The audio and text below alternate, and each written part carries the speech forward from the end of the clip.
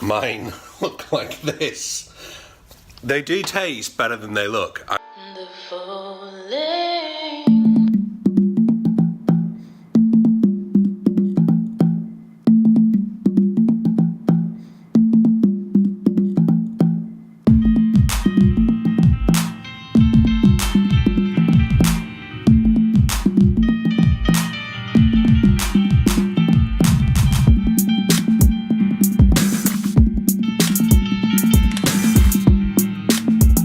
So welcome back to the vlog. Sorry it's been a while.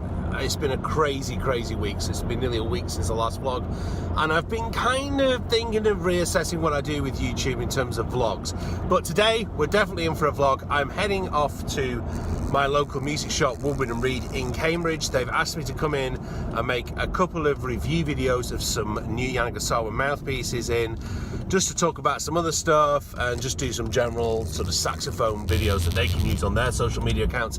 I will be posting the reviews onto my YouTube channel in the next week or so keep your eyes peeled for that. But at the moment I now have to try and catch the tail end of the rush hour in Cambridge. If you can see out of this window, you'll see there's a lot of traffic going this way. I'm heading the other way, so I'm hoping that it won't be too bad.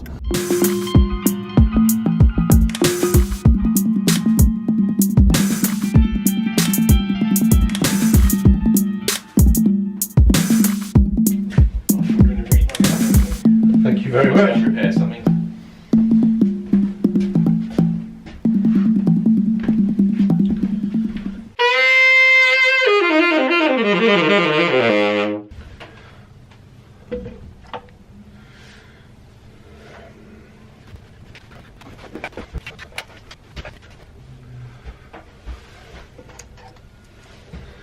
Hi, outside of the studio today, and I'm down here. And they basically just let me loose on a Wednesday afternoon and to try loads of different stock. And they've asked me if I'd come back and go through a load of their mouthpieces.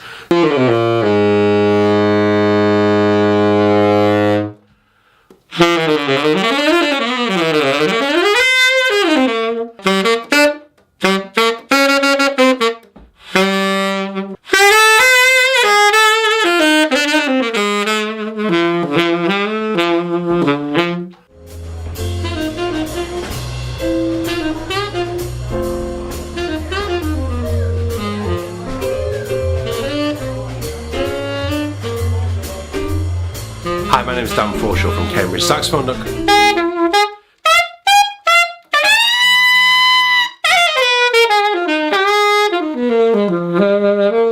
So that's the filming done. Bought myself a very healthy salad to eat when I get home.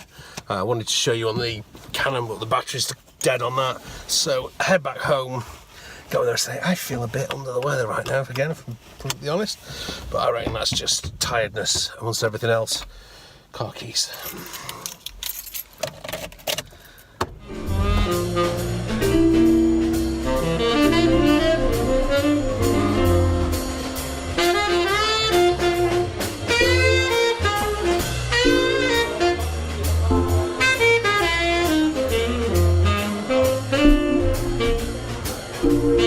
I made these chocolate mousses from the Hairy Bikers.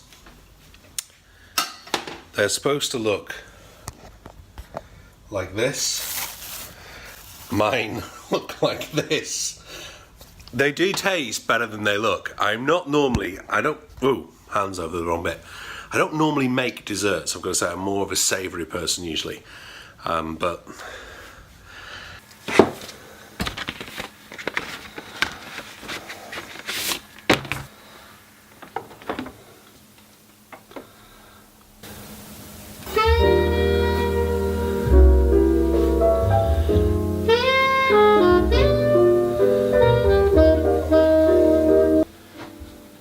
I'm not someone who likes to have music on a lot in the background, and certainly I've only kind of got this on. In fact, I better turn it off because otherwise YouTube will slap a copyright notice on it. But after work on Monday, I nipped up to Foyles, to Ray's Jazz Store, got myself the vinyl copy of this amazing album, which I've heard many times before, but never on vinyl. If you don't have a copy of this album and you're wanting to be a saxophone player, especially if you're wanting to be able to play jazz, then you really are you're missing out on something, on a crucial part of your education. It's just stunning. And if I defy anyone who is a music lover who won't love this album. It's brilliant. So check it out on Apple Music or Spotify, but even better, buy the vinyl and make a point of listening to it. I made this in a blog post on my website before it lost everything. Coming back from London after a gig, listening to Kind of Blue and stopping myself as a 36-year-old, well, I was a bit younger then, I was about 33, but thinking about how absurd it would have been to Miles to think about the fact I was listening to, hang on, I'm in focus here, the fact that I was listening to his music in my car, and the fact you can listen to, and we forget sometimes, we become too consumerist with music and we forget to actually just stop and listen. And I think for every student that comes to me, whether they are an adult who's been playing a few years, a hobbyist, a fellow professional, a beginner, you know, a teenager, the thing I'm always saying to them is to listen more. Because if I'm brutally honest, I didn't do enough of that when I was younger. I didn't listen enough. And the biggest danger today is it's switched around. You know, I've said this before in other vlogs, but when I was in my teens, there was one record store in Blackpool. It was HMV in Blackpool, and it kind of stocked 4 jazz albums, as most of them did. There was a Love Supreme, a few Blue Note ones, so I got Blue Train, and then there was always these box sets and then Kind of Blue.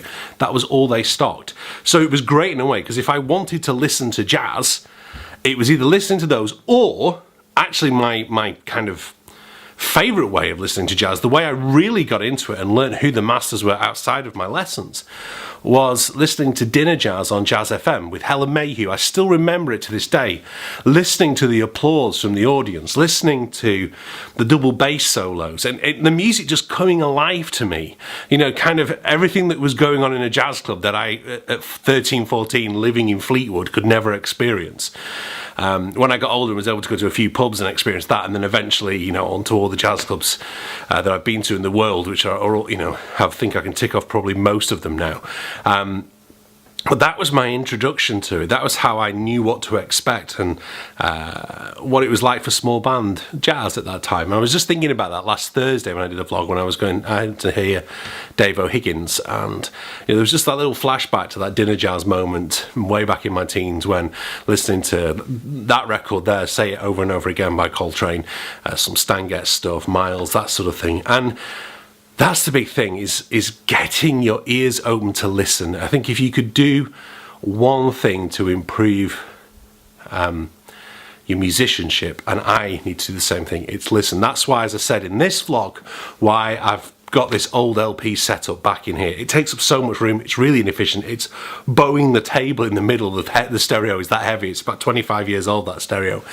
But what it does is it makes me listen. And even on Monday night, I got back late from London, I wanted to listen to that, and I hadn't practiced, I hadn't got my tick on my chart.